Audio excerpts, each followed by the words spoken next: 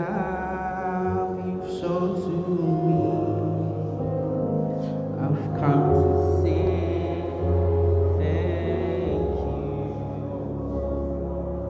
for your Son, Jesus Christ, who came to die for my sins. I just want to say, Baba,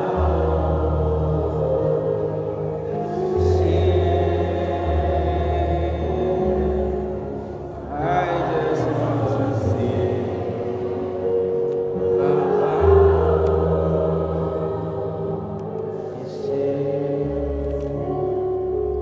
oh, baby, I can't say.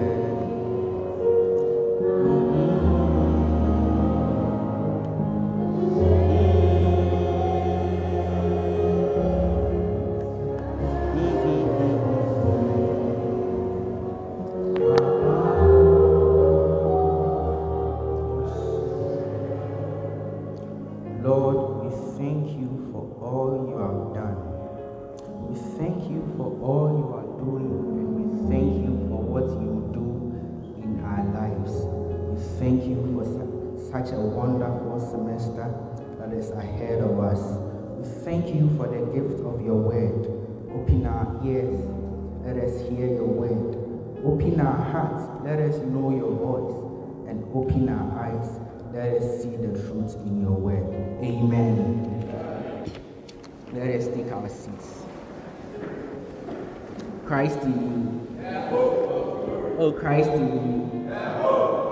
See, as I was sitting there and I was hearing the testimonies, I just realized that there is a reason to thank God in everything that's going on around us. Amen.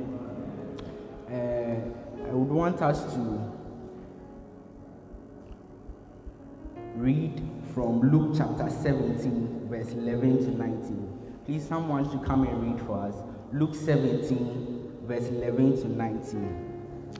Now, this story is about how the 10 lepers were healed in the Bible. Before she reads for us, I'm going to be a bit more narrative. You not really hear me listing some points and all that, so you have to listen to me clearly and attentively to draw some points and all that. Else you just listen to the story and just go back and you not know what exactly we learned today. So I would want us to focus on the Thanksgiving lessons that derive from this story for us. Luke chapter 17, verse 11 to 19. Please, I'm reading from the NIV. Now, on his way to Jerusalem, Jesus traveled along the border between Samaria and Galilee.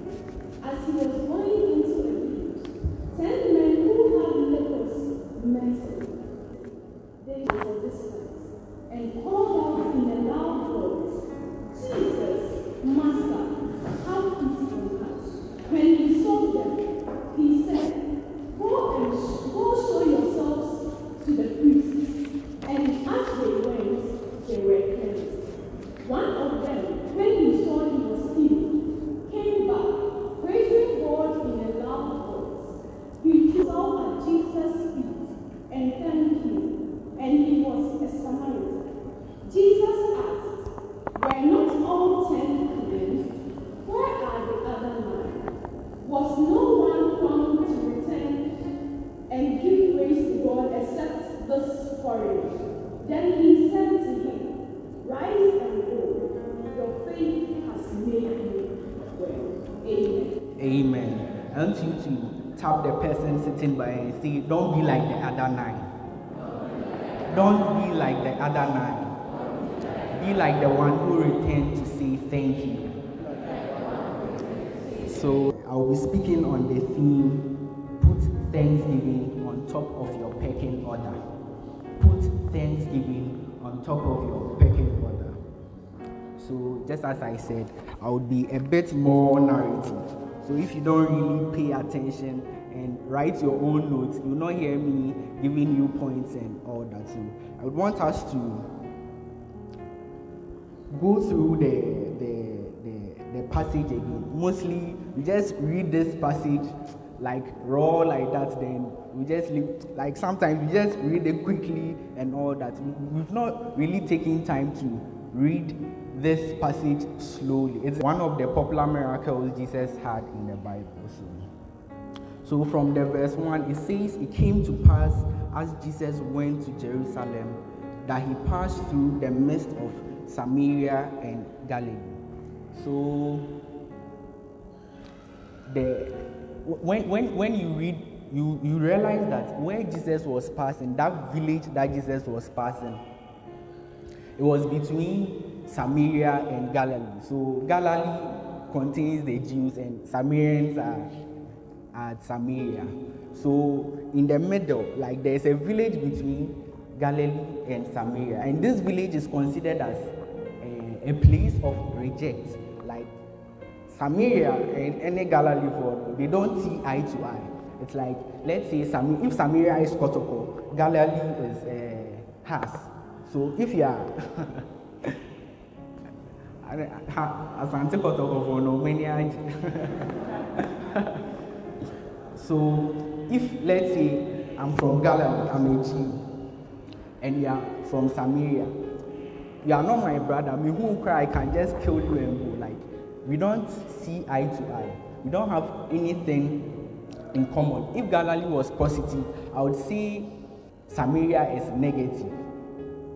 So this place, the village in between Samaria and Galilee, is a place where Samaritans and Jews lived. I don't know if you are getting it. Like, let's say you have hot water here and have warm water here. Definitely in the middle, you get the water over there.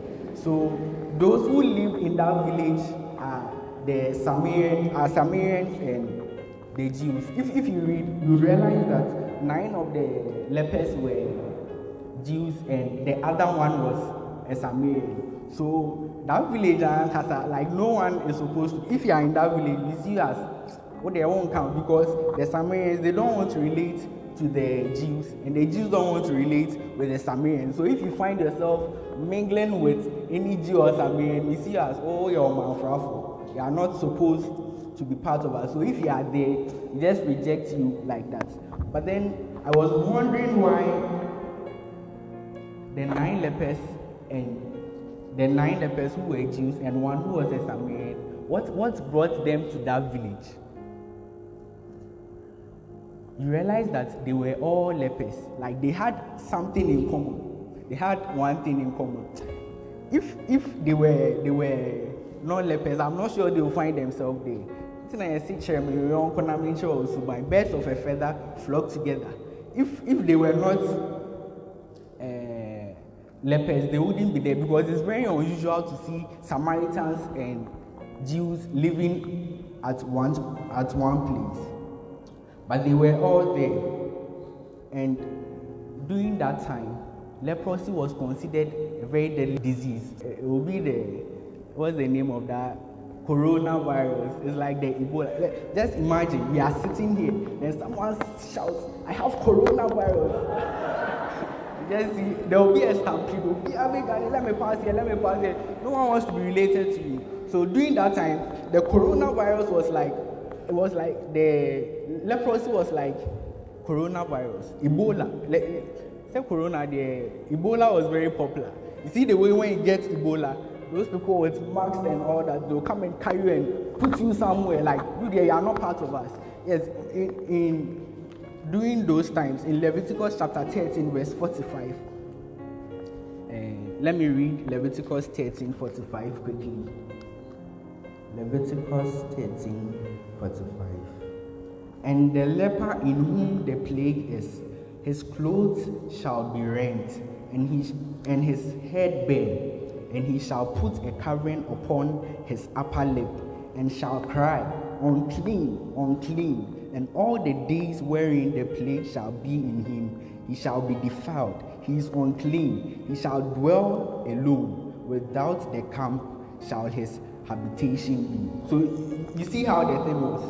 Just like the Ebola. If like we are here and we notice that you have leprosy, then they will send you to the chief priest. So let's say if you are here and you have leprosy, you don't better prayers, then prayer square. I'm sure he will run away. It will be like you just stand somewhere and let's examine whether you have leprosy or not. Then we will isolate you. So during that time, if you had leprosy, you were not considered, just as Leviticus said, you are unclean. So everyone is clean. If you have leprosy, you are unclean. You are unkind and crime. We have to isolate you and put you somewhere. You shall live alone. And then times when they come, maybe your family members, when they bring you food to where you are outside the camp, they'll bring the food on a plate. Then after you eat, they have to burn the plate you ate on, because leprosy was infectious. That's what they consider, just like corona and the Ebola virus. So just imagine being in such a situation, like you are isolated. They've taken you away from your beloved. They've taken you away from your friends, your family, and they've isolated you somewhere. Then all of a sudden, you see Jesus coming. Like all of a sudden, he said, and as he entered into a certain village, there met him 10 men who were lepers, which stood afar. So they were supposed to stand approximately 100 feet afar from anyone who is crossing that village. So that's the situation they were in. You are a leper, you have been isolated and all that. Then all of a sudden, you see Jesus coming. And those were the times Jesus was gaining popularity, because that he had had his sermon on the mount, fed 5,000 people. And most importantly, in Luke chapter 5, he had healed a leper. So these 10 lepers, not my wow, like this is my last time. It's do or die. Jesus no came. I've seen that he had healed a leper. So this one day, my name came. So imagine the way they will shout, like 100 feet, and Jesus is passing. And Jesus heard them. So just imagine, they saw him, and said, verse 13, and they lifted up their voices and said, Jesus, Master, have mercy on us.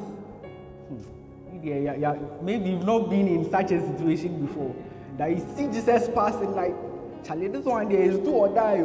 It's either today I'm healed or I'm not. This is my last chance.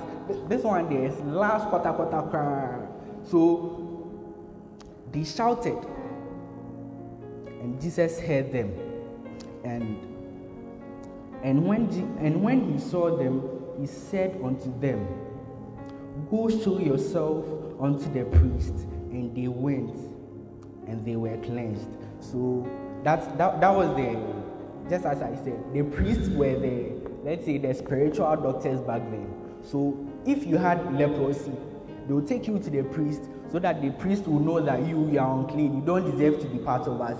So go and live at the outskirts of the town. So if you are healed, you have to come to the priest and let him see whether the leprosy is gone and all that. So Jesus told them to just go and see the priest. So as they were going, they realized that the leprosy is gone. Like me, I was isolated like that. I was left out. I wasn't considered to be part of like the clean people. And as they were going to see the priest now, they realized that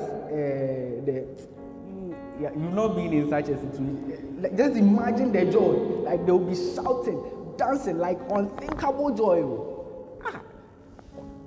The time they realize that they've been healed now, what the person is thinking is, I have to go to my wife, I have to go to my family members, I have to go and see them, I'll be hugging them and all that. I'll show when I meet Susanna, I'll be like, Susanna, see, I don't have leprosy anymore, because they've been isolated for quite long. The Bible didn't state how long they had been lepers and how long they had been isolated. But then I'm sure they had, because for 100 feet to shout and let Jesus hear you, it means that situation they were in was normal break. Like this one there is do or die. So they just imagine unthinkable joy. Me, if we were the ones, we'd be like, Charlie, I have to go and see my beloved. I have to take a picture of the finger and upload on Instagram and hashtag no leprosy and all that. Like, Charlie, this one, it was it was some joy that they were experiencing. And they wanted to go and hug, celebrate, and all that. Now, that's what they were thinking. Just imagine you were in that. Me there, I would be thinking, Charlie. Now I can go and join the queue and buy food at Bushki and all that. Yes, that's what will be running through your mind, because now you are no more unclean. You are now clean. But that's why I said don't be like the other 9. The 9 people, those 9 others. That's what they were thinking. That I have to go and do this, I have to go and do that, I have to go and do. Those were the things that were on their pecking order. So they were like, oh, I have to go and see the priest and show this to me. I have to go and see my family members, go and do this. Those were the things on their pecking order. Just imagine. Jesus just healed them. They were so joyful. They were celebrating and all that. Celebrations. Like they were going to party after party. Those were the things that were on their mind. Those were the things on their pecking order. But then there was this one leper. And verse 15 says, and one of them, when he saw that he was healed, he turned back and with a loud voice glorified God. And he fell down on his face, verse 16, at his feet, and he gave thanks. Amen. Tell the one sitting by you, be like the other one. Be like the Samaritan. Like, let's be real here. He also wanted to go and see his wife. He also wanted to go and see his family. He also wanted all those things. Go and party, like opportunity, go and do all that. Take pictures and all that. But then, that moment when he realized that he had been healed, the only thing that came into his mind was to return and go and see the one who healed him and give thanks. So that was the first thing on his pecking order. So as Christians, that should be our mindset. Everything that we do, we must allow thanksgiving to lead us. That was the first thing that came into his mind. He also wanted to go and see his wife and all that. But thanksgiving was on top of his pecking order. Amen. Oh, amen. So,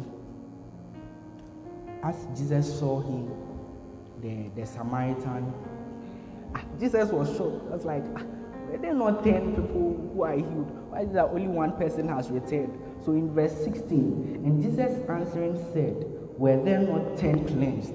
But where are the 9? I'm sure Jesus at this point, if you read carefully, realize that then Jesus bowed. He was angry. He was like, let me reread the thing very well so that you understand how Jesus was angry. Because Jesus answered said, were there not 10 cleansed? Where are the other 9? Where are the other 9? That's what Jesus was saying. He was angry. So you realize that when we are ungrateful, we make Jesus angry. It's very true. Like if you don't show gratitude, I don't know what's wrong with you. You have something. You have coronavirus or something like that. So being thankless makes Jesus angry. It's just imagine. I put myself in the situation Jesus was in. Let's say I have a room. Then I have a pitcher. You this pitcher every day. I give you food. You are eating. You are parasiting me and all that. Then I go and see you somewhere. You are saying, "Oh, James, the papa, this and all that." And like when I come and see you, I'll put you in your right place. I'll be like, "Hey, you would have been giving you food, feeding you, and all that. You are out here making all sorts of stories about me." Just imagine we were in such a situation. That's why Jesus was angry. Like, were there not 10 cleansed? But where are the other 9? So while I was reading this particular verse, it hit me very dearly, and I was brooding over it. So where were the other 9? The other 9, where were they? Because Jesus was a Jew. The other 9 were also Jews. So if there was anyone to be thankful, it should have been the other Jews, because they believed in the same thing that Jesus also believed in. the Samaritan there would have been like, oh, Jesus Christ, as he was speaking, and our gods did some skirmishes and all that. So you could have been like, oh, this one Christ, no Jesus, let me just go and thank my gods. But then he realized that no, I have to return and give thanks. But those who were the Jews, I just pray that you don't be like the other 9. I just pray that as Christians, we must all be like the one who returned. So where were the other 9? Was a question that hit me very dearly. Where were the other 9? You see, sometimes we get into some situations that this one, it was just that they were celebrating and all that. That's why they forgot. Sometimes they greed, and sometimes there are problems at home. We get so in the circumstances that are surrounding us that we forget to say thank you. Sometimes you wake up in the morning and the first thing that comes into your mind is, now the GPA, graduation, it's true. The first thing that you wake up that should come on top of your pecking order is Thanksgiving. So sometimes there are circumstances that are around us. It makes it very difficult to give thanks. Just as our brother was sharing when he was giving it, he had a heartbreak. Where your beloved leaves you, you will be there, you will see. So in such a circumstance, if you don't take care, you'd allow the circumstance to soak you very much that you forget about giving thanks to God. So the other 9, they represent most of us. We are soaked in everything that's happening around us that we forget to put Thanksgiving on top of our pecking order. We tend to cry, we tend to brood over a lot of things, we tend to worry about a lot of things and all that, that we forget to go on our knees and say, Father, thank you. See, that's what I'm saying. We should be like the other one. The other one, GPA, the family, if like things are not going on well, but then it doesn't matter what's happening around you. You just go to Jesus and say, Father, thank you. Praise the Lord. So while thinking about where the other 9 were, I was led to read a story from Psalm about the Babylonians, by the rivers of Babylon. Psalm 137, verse 1 to 7. Psalm 137, verse 1 to 4. Sorry, 1 to 4. Psalm 137, verse 1 to 4.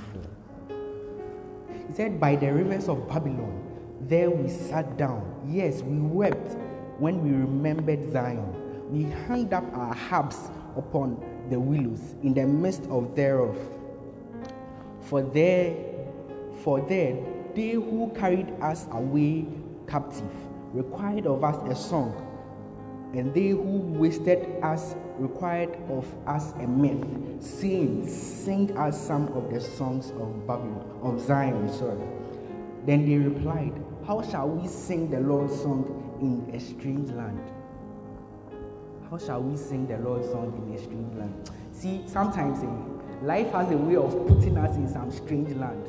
When you read other versions, it says, how shall we sing the Lord's song in a foreign land? You don't know the foreign lands that some of us we are going to. Maybe when you were coming, your school fees, let's say some 200 you don't know where that money is coming from. That's your strange land. That when you wake up, the first thing that comes into your mind is 200 million. Sometimes you don't have money, anything to eat.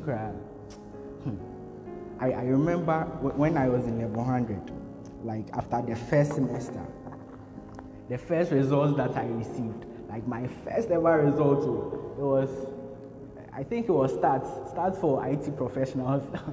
Milbert is laughing. It was CSIT 107. That time I had a Samsung J7 Prime. Now I feel I got ton of fresh pan. So it had those ping messages. You see the message will come, like the WhatsApp message will come. So I was in church. It was Monday evening, 7:30. Youth Mondays. I was in church, and I was reading from my Bible on my phone. Then I saw the results has come. Hey, level 100, my first result too. So I was like, Charlie, let me rush to this MIS thing and go and check. F. It was there flat. Like I left the church. I was yeah. I left the church. Just imagine. I have heard small, at least something small for the boys. F, it was there flat. CSIT 107. F stands for IT professionals. F and GPA in the bottom. It's 12 and 0. Sorry, it was 0. In 12 days, but there F. Like I left the church. I was walking home. Like when I got to the middle of a street, some driver be boabe on me so this is a serious story. I was in a strange land. Boabe was like, "Hey young man, what is wrong with you? Hey, what person who now they share me?" Like I didn't hear. I was confused. Like my whole mind. Hey, I'm the last born of 5. I have 4 sisters. My sisters, they are all academically sharks. I have one sister who is a doctor, another one is a lawyer, another one is pursuing her PhD in USA, another one just completed University of Ghana with computer engineering. So you see the standard that's my home. FDM they call it. That was what I was thinking. When you come to my house, I think Oganasami has come to my house before. When you come to my house, Obia on a frame like if you have completed school and you are all my sisters. So when you come, it's like alignment, descending order. My sister, who is a lawyer, she's a lawyer, her robe. She's now a judge, so she's with her robe. She's there. The one who is a doctor, and also she's a doctor attire, she's there. The one who, like everyone is there. I'm the only one who is not there. So just imagine, like you see that standard. Then betray F. Yeah, you don't know what's going on. Like, so I was that time when I went to. Fortunately for me, when I went, my dad and my mom they went to another assembly to go and preach there. So like I didn't have to. They will ask, "Hey, now you to know call." My dad calls me founder. Like founder, now you to know I'm a corner. No. So I was very fortunate. We ran on and shared them. I was like, that very instance, like that strange land that I was in, it wasn't Thanksgiving. Sometimes you have to be real. Like that time, Thanksgiving, it's not like it's the 4th on my pecking order. It was somewhere, it's not on the pecking order. But then, that's where 1 Thessalonians chapter 5 verse 18 is very difficult. It says, in everything, we should give thanks to God, for that's the will of God for our life. In everything. It means that when you are going through all the things, like everything, when you are in your strange land and all that, you shouldn't go to God, I thank you for giving me F. No. When you are in that, in everything, when you are, the Bible says, give thanks for everything.